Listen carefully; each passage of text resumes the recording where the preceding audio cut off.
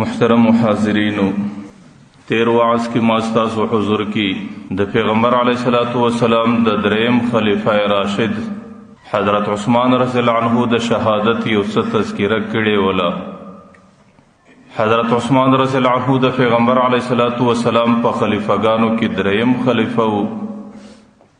د دنو مبارک عثمان راغلی دی او د فلار نوم عفان ابن ابي العاص ابن امیہ راغلی دی او د نسب اموی قریشی راغلی دی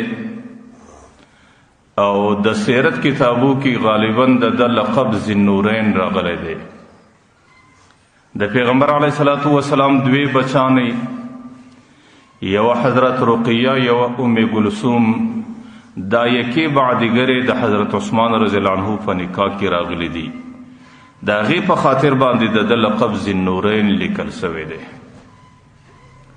غالباً د هجرت څخه 29 کال مخکې مکه مکرمه کې د پیدایش شوی دی او د هجرت په 15 کال باندې په مدینه منوره کې د شهادت راغلی دی او د هجرت په 23 کال باندې د حضرت عمر رضی الله عنه د شهادت څخه وروسته د مسلمانانو خلیفہ جوړ شوی دی او د خلافت زمانه غالباً پر دې امت باندې 12 کال تیر شوی ده او د خلافت کې مسلمانانو ته اللہ تعالی د ارمینیا، د آذربایجان، د خراسان، د غرکم، د کرمان، د سجستان، د افریقا، د قبرص، د دې ټول فتح اللہ تعالی مسلمانانو ته د حضرت عثمان رضی الله عنه په خلافت کې ورنصیب کړي ده.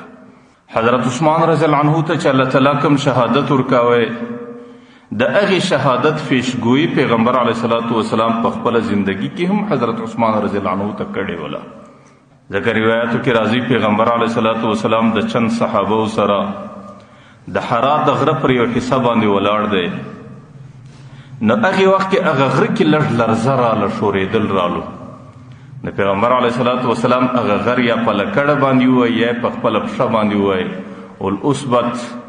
اثبت فإن عليك نبي وصديق وشهيد.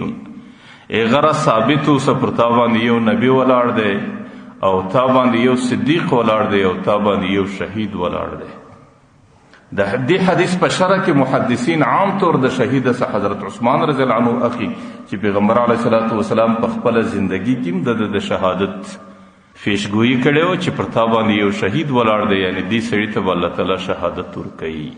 او د پیغمبر علیه السلام سره د حضرت عثمان رضی الله عنه ډېر قریب تعلق، د هغه تعلق په خاطر پیغمبر علیه السلام بار بار دته دنیا کې د جنت زیری ورکړیو او پر د باندې د جنت بشارتونه کړیو. نو ځکه د په 10 مبشرو کې د په لسو هغه صحابه کې چې پر کوم صحابه باندې په دنیا کې د جنت زیری سیو. پیغمبر علیه السلام حدیث داسیم راځي چې د مبارک ویل ان لكل نبی رفیق، هر نبی ته الله تعالی یو مرګره ورکوي. محدثین د دې سورسته لیکي یعنی فی الجنه، الله تعالی هر نبی ته په جنت کې یو مرګره ورکوي. او بیا به ویل ورفیقی فی الجنه العثمان، زما مرګره په جنت کې عثمان.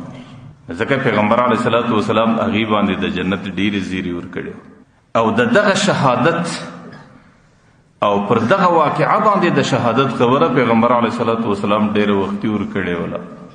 قل یا عثمان ان الله یقمسک قمیصا، الله تعالی بتا ته یو قمیص درکړي چې دا غي سمراد خلافت ته الله تعالی بتا د مسلمانانو خلیفہ کی.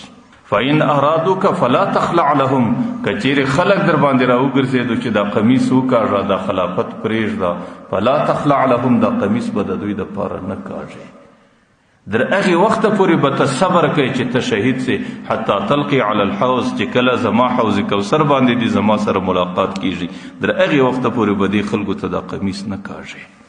نه ځکه حضرت عثمان رضی الله عنه چې سوکو یا د حضرت عثمان رضی الله عنه چې شهادت په کم شکل باندې رااله، د ټول د پیغمبر علیه السلام د صبر وصیت چې پر دې حالاتو باندې به ته صبر کوي.